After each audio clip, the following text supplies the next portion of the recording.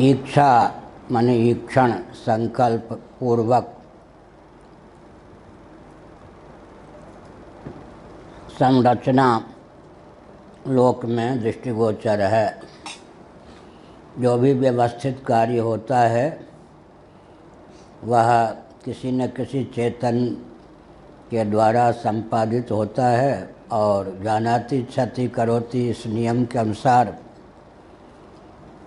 ज्ञान पूर्वक इच्छा पूर्वक कर्म की सिद्धि होती है। भवनादि घटादि सुवर्णाभूषणादि की संरचना में भी कोई न कोई ईक्षण कर्ता निमित्त कारण अर्थात किसी भी उपादान को कार्य का रूप प्रदान करने वाला होता है।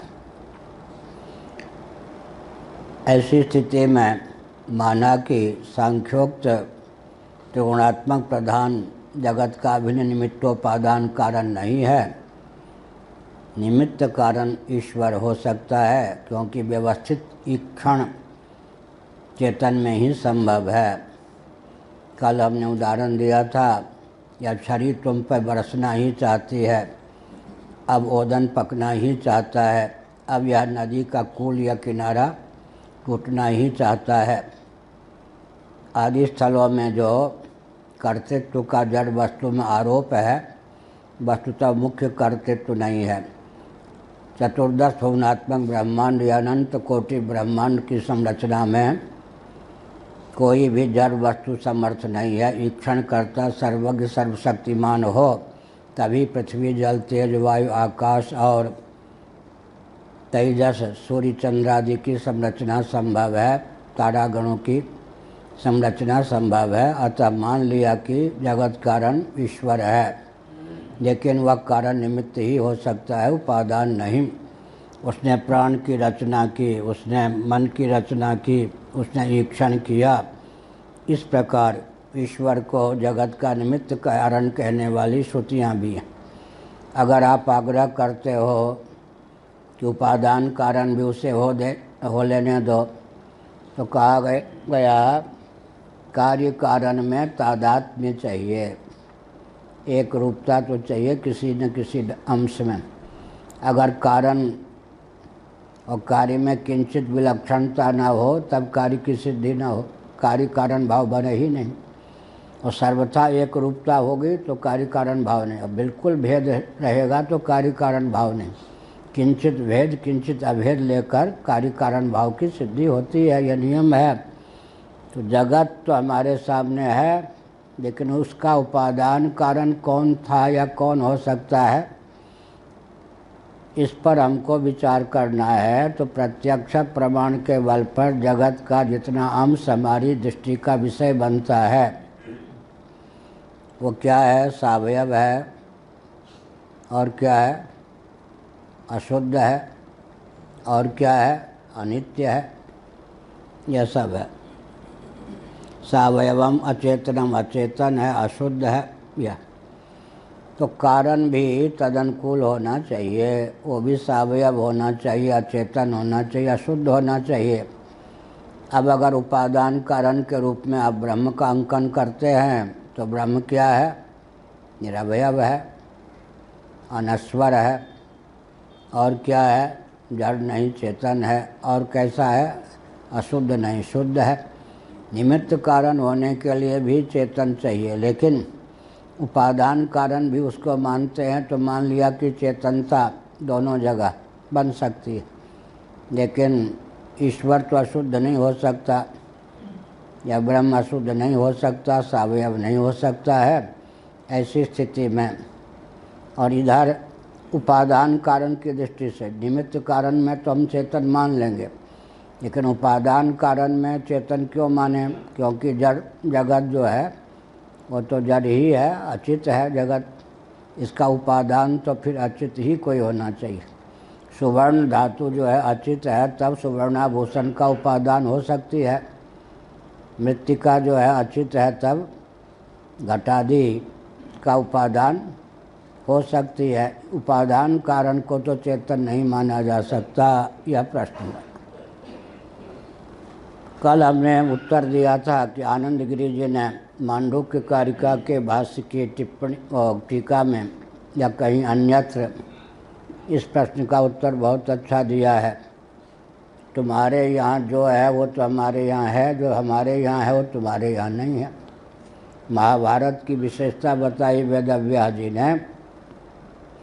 जो ज्ञान विज्ञान महाभारत में है वह कहीं अन्यत्र हो सकता है।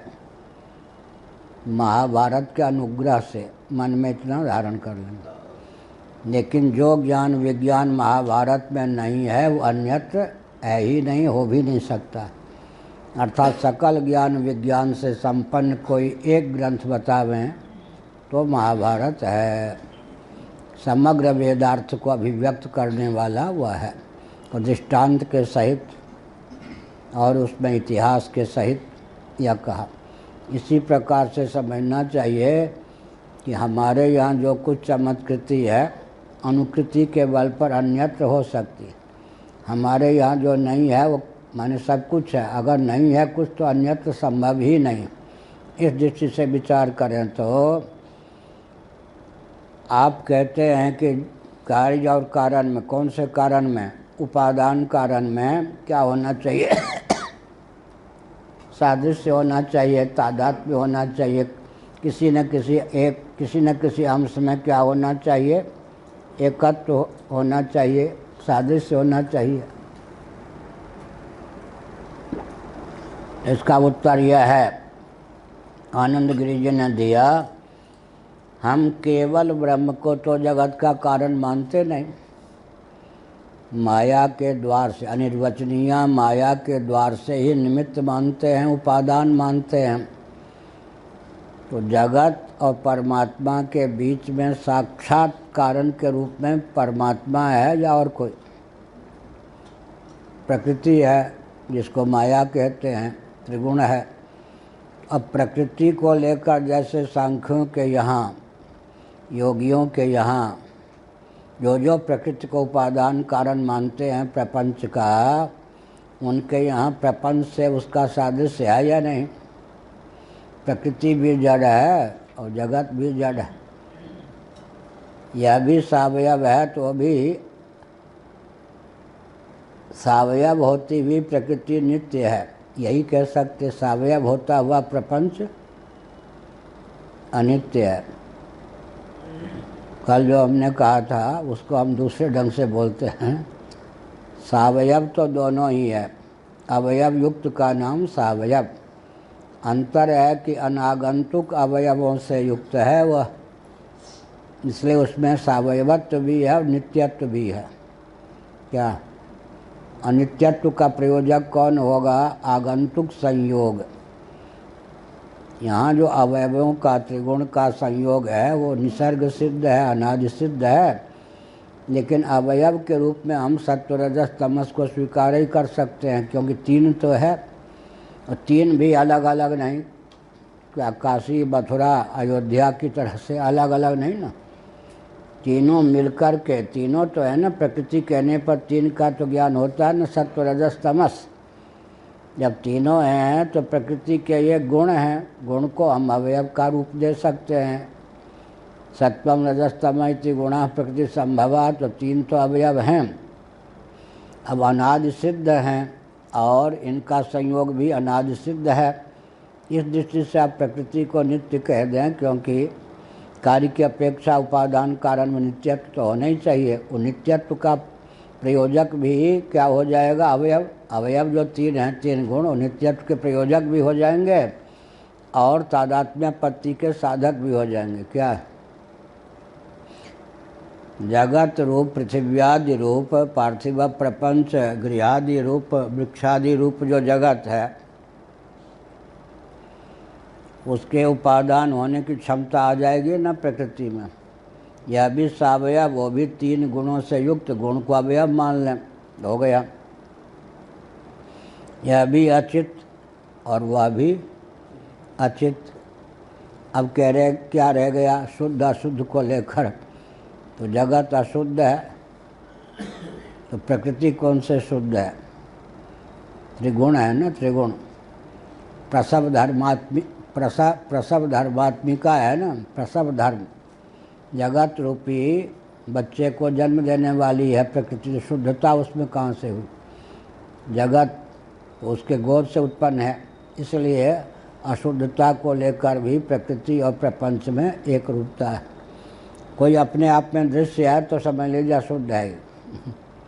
कोई अपने आप में दृश्य है तो अशुद्ध है ही। दृश्यत्व जो है अशुद्धत्व का प्रयोजक होता है। और परिणाम है तो जिसका परिणाम है वो अशुद्ध है ही। आपेक्षिक अशुद्ध अलग बात है। पृथ्वी, अब ये जो है पृथ्वी की अपेक्षा शुद्ध कौन है? जल, जल की अपेक्षा शुद्ध तेज, तेज की अपेक्षा शुद्ध वायु, वायु की अपेक्षा शुद्ध आकाश, आकाश की अपेक्षा शुद्ध सांख्य सरणी से विचार करें तो अहम, अहम की अपेक्षा शुद्ध महत, महत की अपेक्षा शुद्ध अव्यक्त या प्रकृति। क्योंकि भगवान शंकराचार्य जी ने केनोपनिषद के भाष्य में लिखा, उपादान कारण की ओर बढ़ते हैं तो क्या क्या चीज़ मिलती जाती है। कार्य की अपेक्षा उपादान कारण निर्विशेष होता है, एक उसमें दिव्यता यह होती है। शुद्ध होता है, दूसरी दिव्यता यह होती है। तीसरी दिव्यता विभु, चौथी दिव्यता क्या है उसमें? प्रत्यक्ष।